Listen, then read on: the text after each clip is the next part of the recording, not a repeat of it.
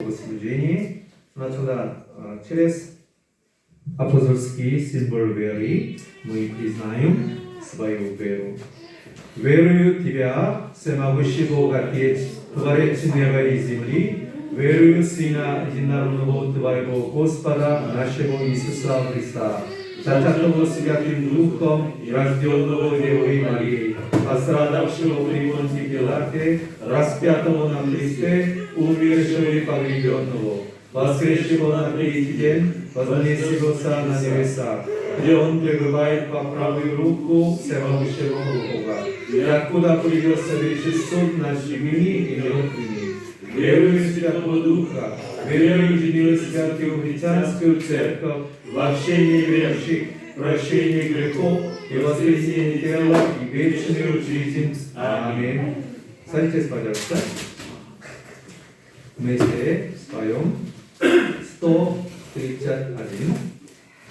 131.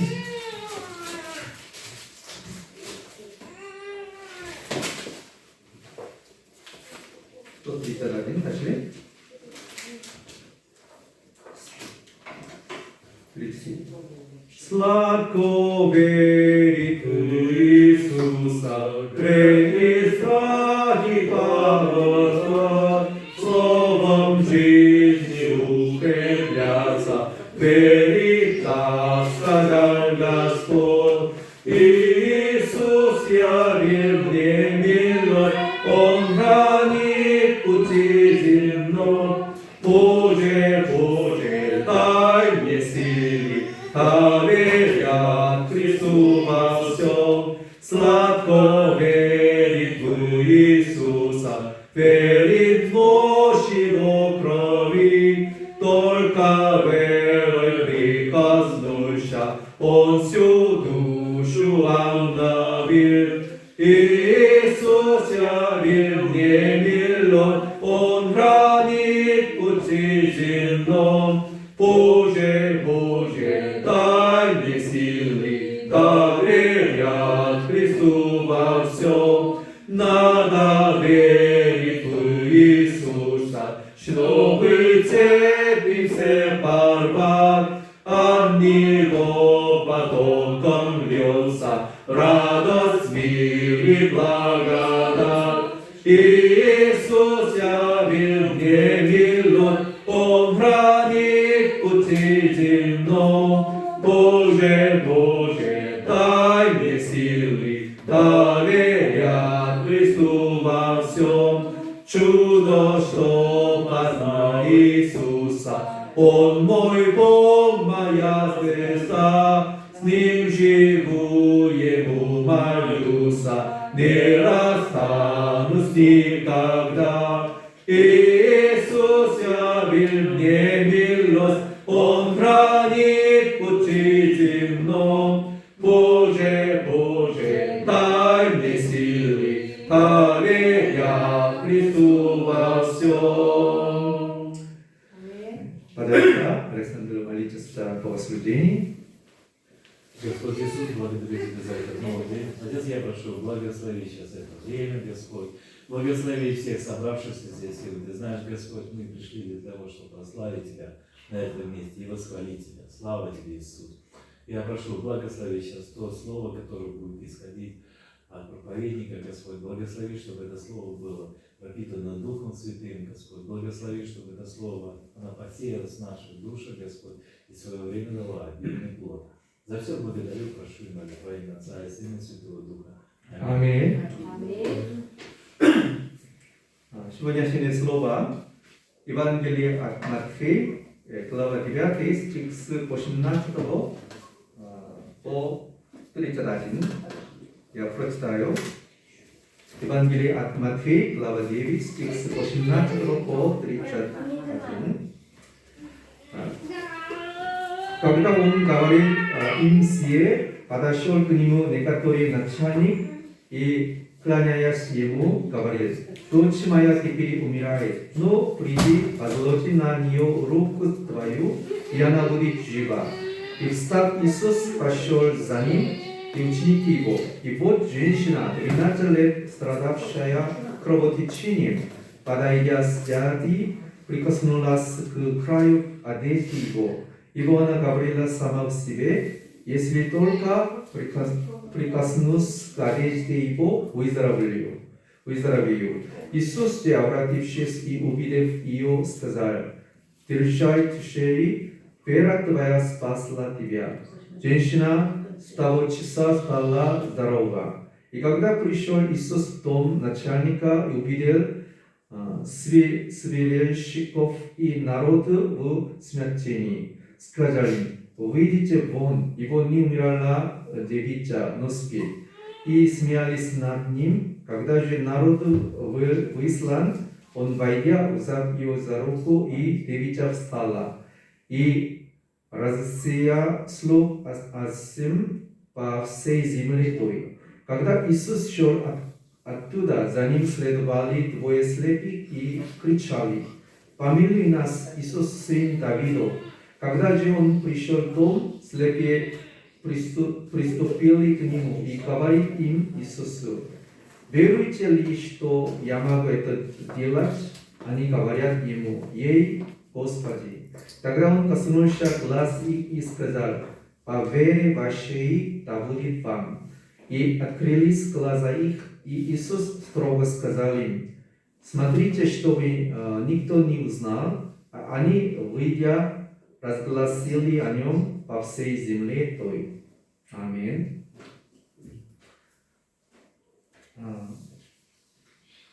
Сегодня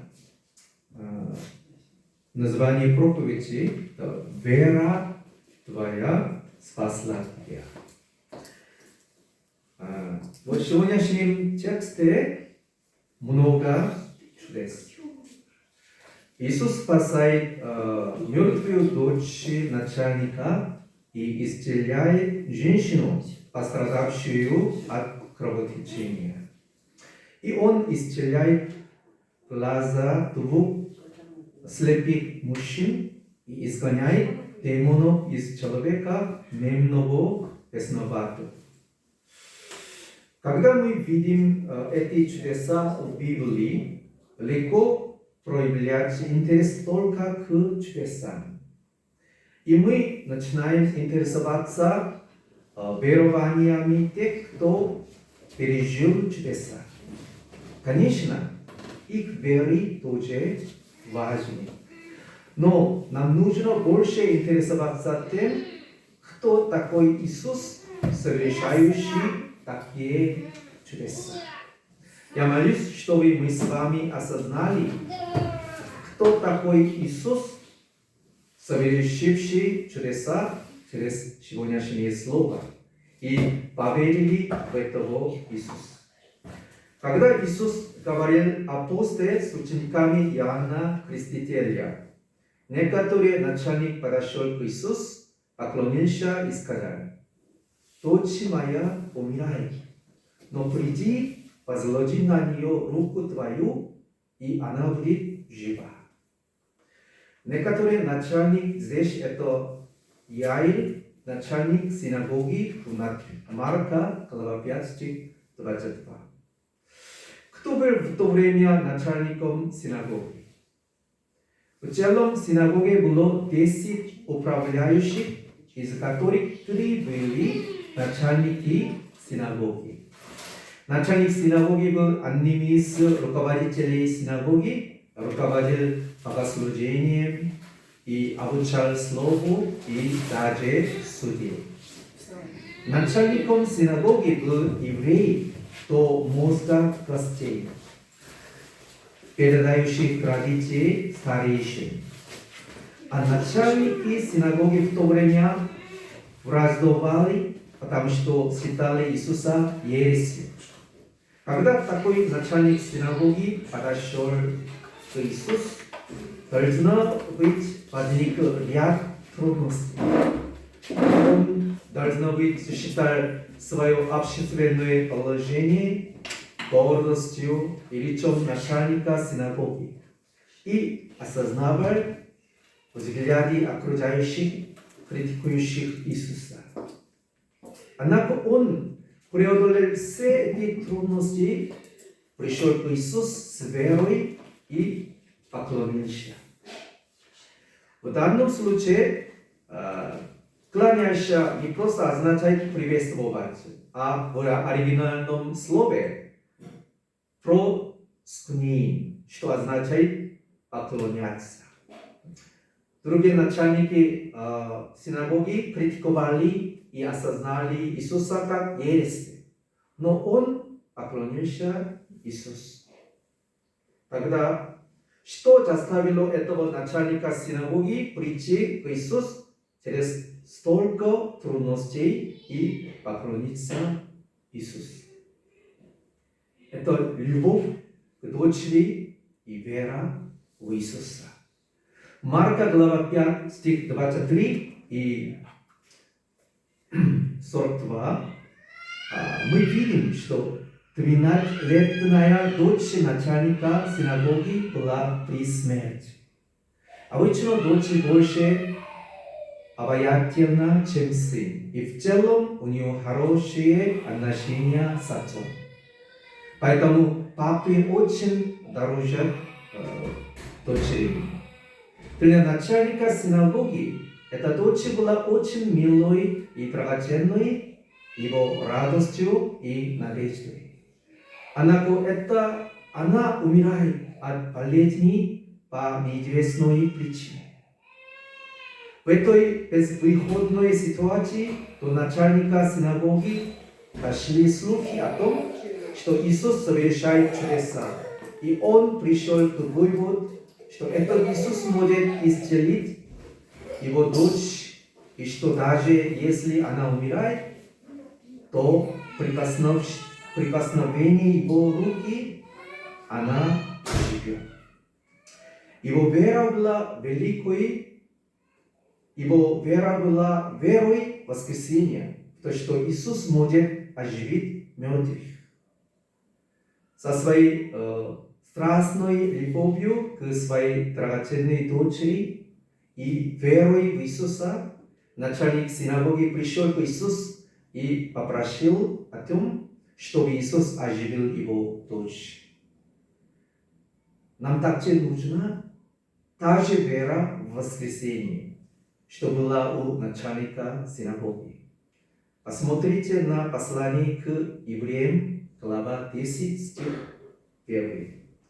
Вера же есть осуществление ожидаемого и уверенности в невидимом. В нашей реальности вера в воскресение – это одним словом вера, в которую мы надеемся и верим, хотя мы не можем надеяться на нее. Послание к римлянам, глава 4, стих 17 и 18 Павел описывает веру Авраама.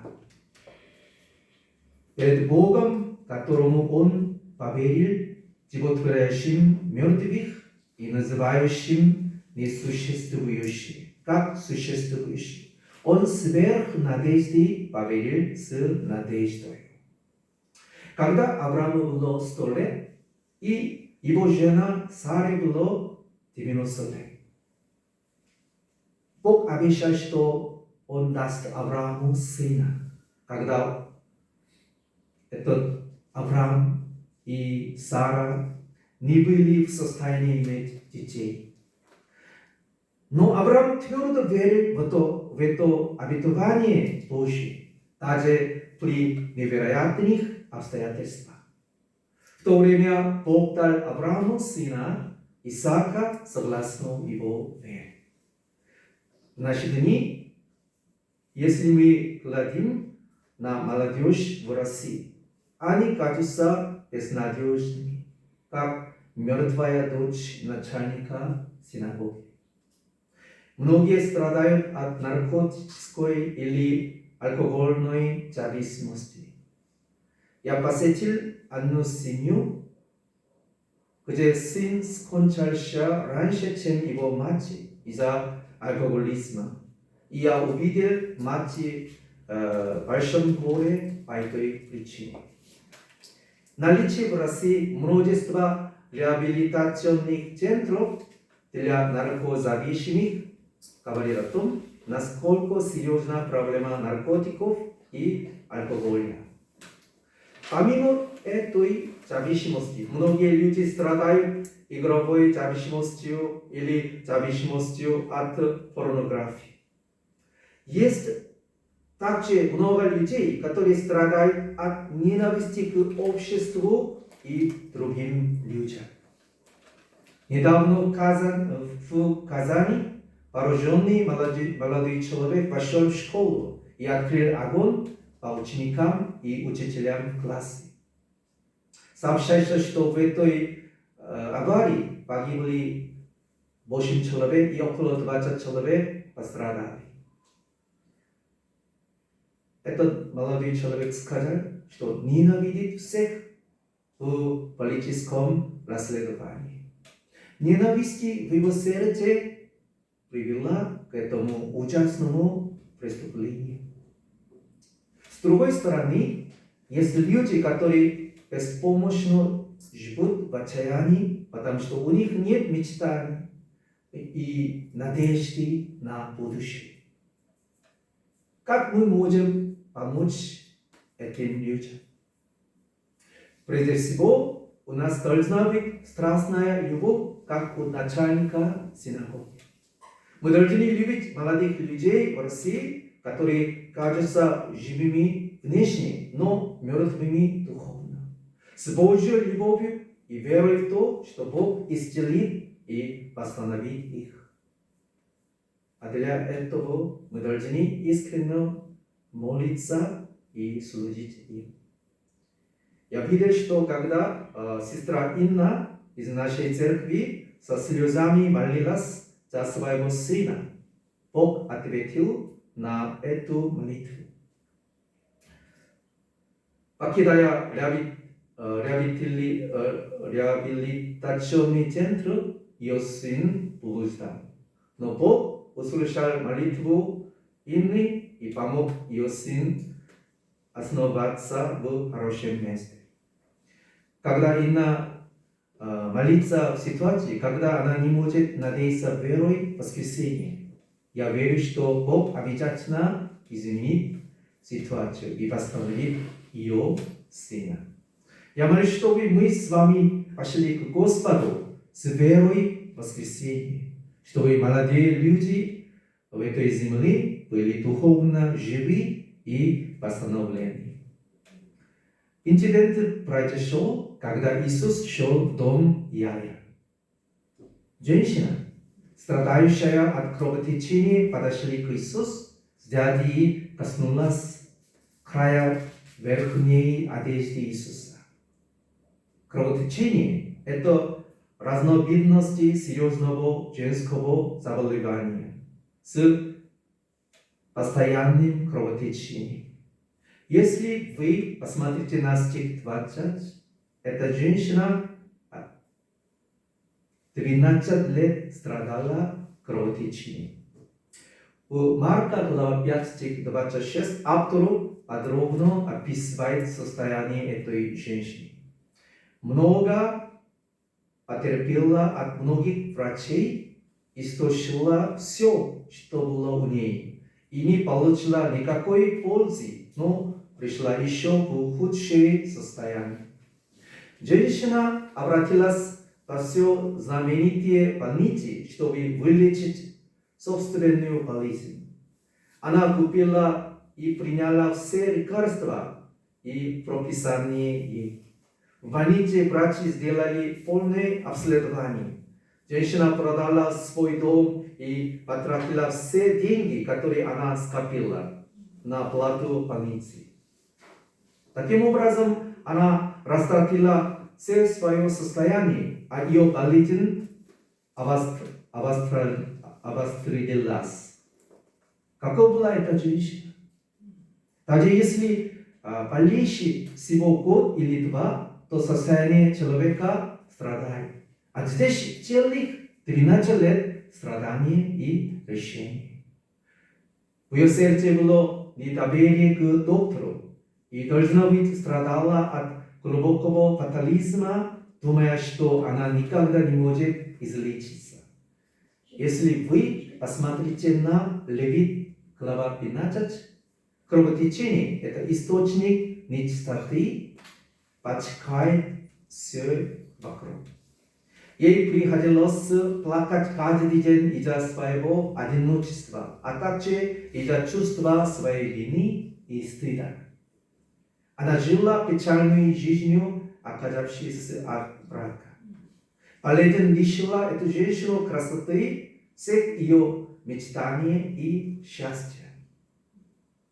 Однажды женщина, которая жила такой отчаянной жизнью, услышала, что Иисус чисто исцелил прокаженного.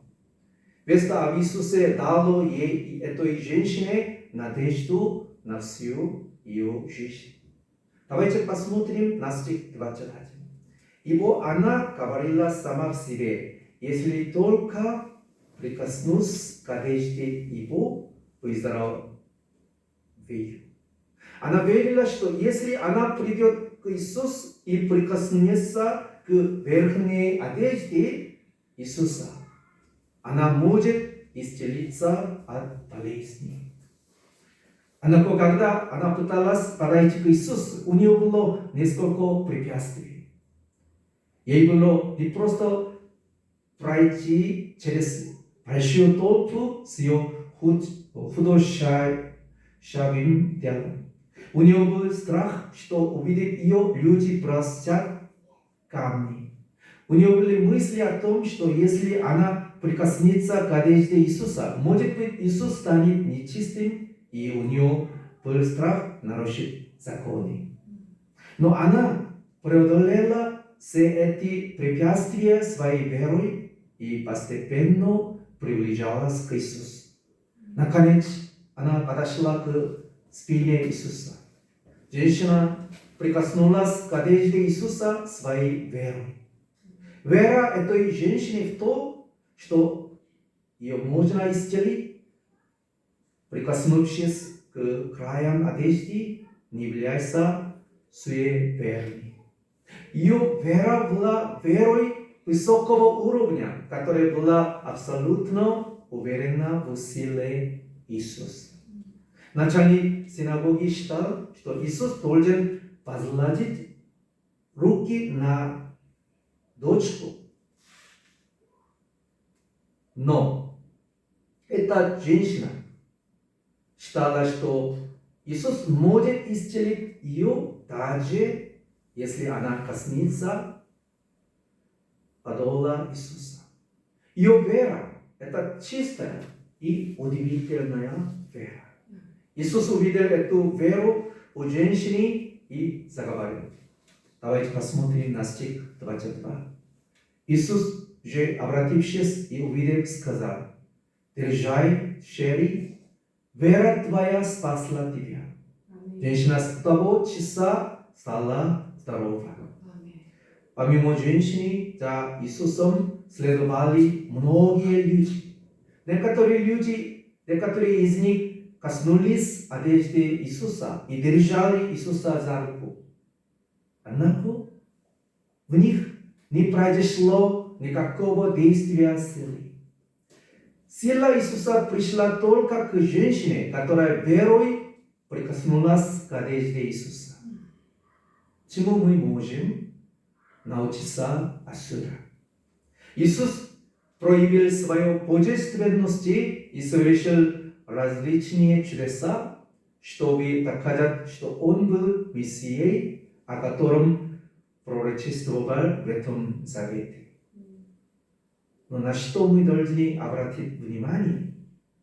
Так это на то, что Иисус творит удивительные чудеса через каналы веры. Если вы посмотрите на Матфея, глава 13, стих 58, Он был отвергнут, потому что Иисус пошел в его родной город. И Он не совершил там многих чудес. Автор Евангелия от Матфея объясняет почему. И не совершил там многих чудес по неверию их. Дорогие наши, почему Иисус не совершил чудес? Это не потому, что у Иисуса не было силы. Из-за того, что они не поверили, Он не проявил свою силу. Он не проявил силу из-за их неверия. Дорогие наши, Иисус вчера, сегодня и завтра тот же. Его силы остаются прежними. Но почему эта удивительная сила не проявляется в нашей жизни сегодня? Был Иисус настолько стар сейчас, что его силы исчезли? Нет. Из-за нашего неверия Иисус не открывает свою силу через нас. Поэтому мы не должны возмущаться и жаловаться, говоря, что Господь, почему ты не показываешь мне свои способности? Вместо этого нам надо сказать так: Господи, я каюсь за то, что я не верил в Господа. Мы должны верить в Господа, который искренне, и мы должны верить в Господа и искренне раскаиваться в неверии перед Господом. И доверять Господу с полной уверенностью, как эта женщина, страдающая кровотечением. Тогда Бог будет творить чудеса через каналы нашей веры. После окончания служения в школе мне было за 50, и я начал служение в церкви. У меня были сомнения. В моем сердце была такая мысль: может ли Бог действительно совершить через меня, который поздно начал служение в церкви? Однако, когда я готовился к сегодняшней проповеди, я понял, что Иисус не мог показать свою силу из-за моего неверия. И я глубоко покаялся. Теперь я хочу доверять Господу и только полагаться на Него с полной уверенностью. Я молюсь, чтобы Господь принял мою веру и через этот канал веры совершил великие и чудесные дела в нашей церкви и в российских университетах. Иисус принял женщину из ее кровотока, как ее дочь, и сказал: «Езжай». И Он разрешил все ее страхи и чувства вины в ее сердце. «Езжай, Шерри». Этот голос милосердия Иисуса, прощающего грех. Более того, Иисус благословил ее веру. Вера твоя спасла тебя. Иисус увидел ее веру и исцелил хроническое заболевание, которое не излечили в течение 12 лет. Таким образом, если вы придете к Иисусу с верой, вы можете полностью исцелиться, независимо от того, если у вас хроническое, физическое и психическое или духовное заболевание. Дорогие наши, какие у вас хронические заболевания? У меня была хроническая болезнь глубокого чувства неполноценности. Я родился в бедной семье, окончил техническую среднюю школу и поступил на престижный факультет слабого университета провинции. Как бы я ни страдал, как бы я ни старался, я не мог избавиться от этого чувства неполноценности. Но Иисус пришел ко мне. И когда я уверовал в Иисуса, Он исцелил эту болезнь неполноценности. В результате этого у меня началась яркая и счастливая жизнь. Иисус подошел в дом начальника синагоги. Но там было шумно из-за вопля. Все страдали под властью смерти. Когда Иисус увидел их, Он сказал: «Выйдите вон, ибо не умерла девица, но спит». Иисус рассматривал смерть как сон. когда вы заснете, вы обязательно проснитесь. Следовательно, смерть для верующих – это не конец. Это переход в новую жизнь. Люди смеялись над словами Иисуса. Выпустив этот тов, Иисус пошел, и Он взял девушку за руки. Рука Иисуса – это рука жизни, рука силы и рука надежды. Девушка встала, когда эта рука Иисуса коснулась руки мертвой девушки. Этот Иисус есть воскресение и жизнь. Иисус – правитель и хозяин жизни. Когда Иисус уходит оттуда, двое слепых, услышав слухи об Иисусе, последовали за ним и кричали. Стих 27. «Помилуй нас, Иисус, сын Давида». Сын Давида относится к Мессии, о котором пророчествовал в Ветхом Завете. Они верили в Иисуса как Мессию. Мы смотрим на Исаию глава 35, стих 5. «Тогда откроются глаза слепых и уши глупых отверзутся». Они верили, что когда придет Мессия, слепые откроют глаза и услышат глухих. С этой верой они искренне вызвали к Иисусу: «Помилуй нас». В то время Иисус спрашивал слепых: «Веруете ли, что я могу это сделать?» Тогда они уверенно ответили: «Ей, Господи». Посмотрите на стих 29. Иисус увидел их веру и сказал: «По вере вашей да будет вам». Иисус благословляет нас согласно нашей вере. Независимо от того, насколько мы сильны, осведомлены, богаты или социальны, Иисус не использует это без веры. Однако даже если нам немного не хватает, если у нас есть вера, Он драгоценно использует нас. Иисус ищет людей веры и ценит людей веры.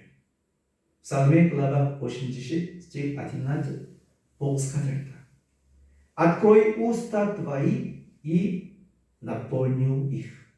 Когда мы широко открываем рот, Бог наполняет их большим. И когда мы открываем их маленькими, Он наполняет их маленькими. Бог – это тот, кто благословляет нас по мере нашей веры. Я молюсь во имя Господа, чтобы мы с вами могли стать людьми веры, испытать великую силу Бога в нашей повседневной жизни. Давайте помолимся.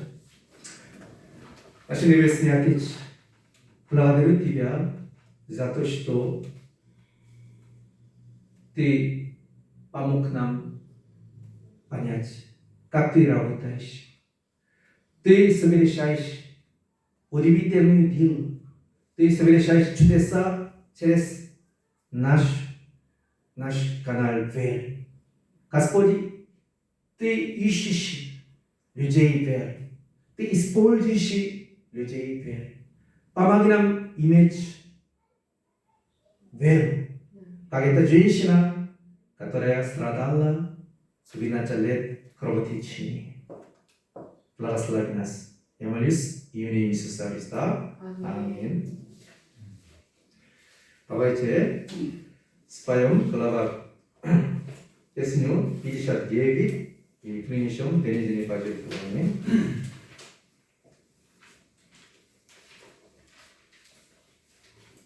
Все Иисусу отдаю я, весь Ему принадлежу, упование и смирение прелечом Его вожу.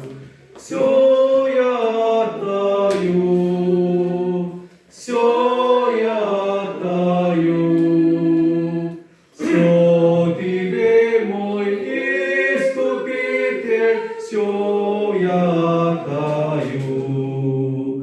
Все Иисусу отдаю все кладу его ногам, суету отверзимную направляю с небесам.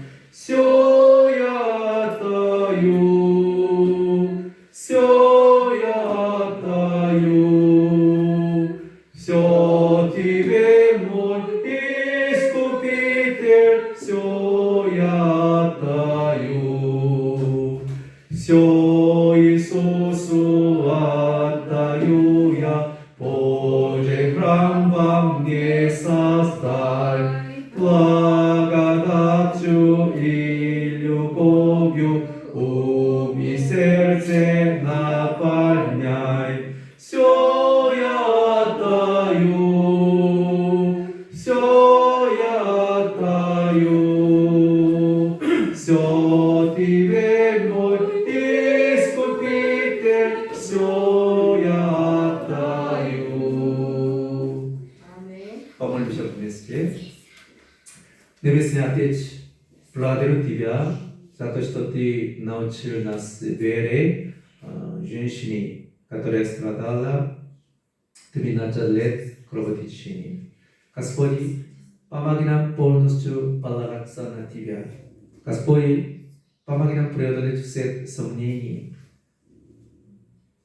Всегда Ты ищешь людей веры.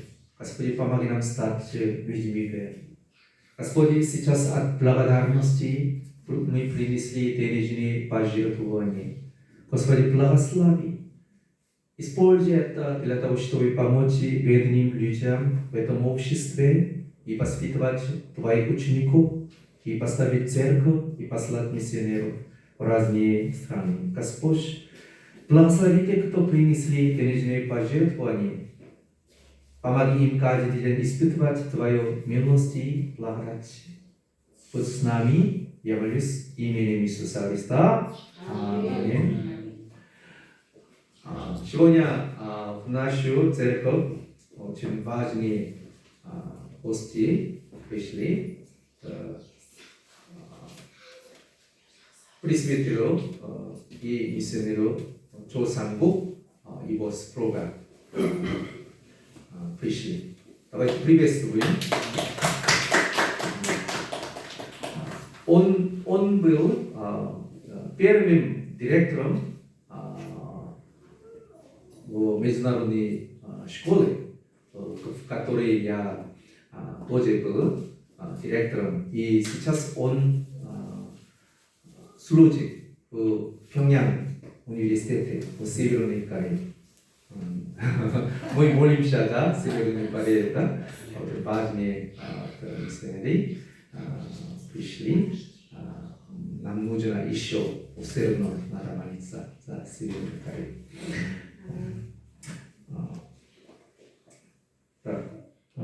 На прошлой неделе мы пошли в школу и проводили пикник.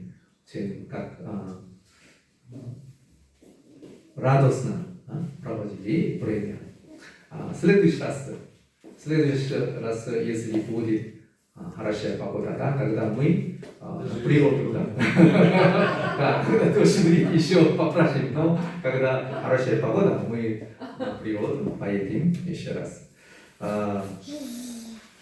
Давайте, как сегодня через проповеди сказать, самое главное, да? Господь ищет людей веры, Господь использует людей веры. Поэтому нам нужно иметь веру, нам нужно стать людьми веры. 그래서 это самое главное. Поэтому надо больше читать Библию, надо больше молиться, больше общаться с людьми и укрепляться на своей вере. Тогда Господь использует нас. Пожалуйста, молитесь за это. И за нашу церковь тоже молитесь, пожалуйста.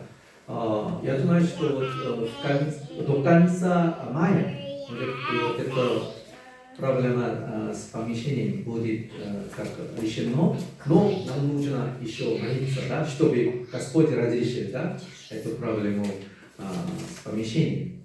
Я думаю, Бог поможет обязательно. Пожалуйста, до конца молитесь за наше помещение. И еще надо молиться, да, как молодежь в нашей церкви. Сейчас Оля, она, так, поэтому, молодежь. да, одиноко, да, одиноко, да, да, поэтому, чтобы Господь прислал нам, да, еще молодежь, чтобы они могли так общаться, да, когда молитесь, и Молодежь от 20 до 50. еще, когда я готовил проповедь, я вдруг думал о сыне Инны, да, Инны. То есть так с как точки зрения людей это безнадежная так, ситуация, да, безнадежное состояние, потому что наркозависимость это очень сложно исцелить. Но Господь исцелил, да, вот эту женщину, которая страдала 12 лет кровотечения. Поэтому у Господь, у Иисуса Христа есть сила. Просто что нужно? Нам нужна вера, да, и любовь к людям. Поэтому любой человек может исцелиться. Я думаю, что Господь может исцелить вот этот сын Инны. Поэтому, пожалуйста, тоже молитесь за него. И за славу тоже надо молиться.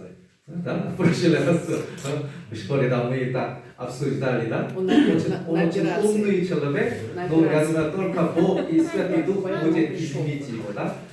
Поэтому давайте молитесь за него, чтобы он открыл свое сердце и уверовал в Иисуса Христа. Молитесь, пожалуйста. И за еще за нас тоже молитесь, за меня и за мою жену. А мы как страдаем, да? У нас есть колени боль, руки боль, у моей жены тоже рука-то болит. Поэтому, чтобы Господь тоже исцелил нас. Это молитесь. Теперь мы с молитвой богослужения завершим наше богослужение. Теперь да пребудет милости нашего Господа Иисуса Христа, великая любовь Бога Отца и общение Святого Духа во веки веков. Аминь. Будьте благословенны.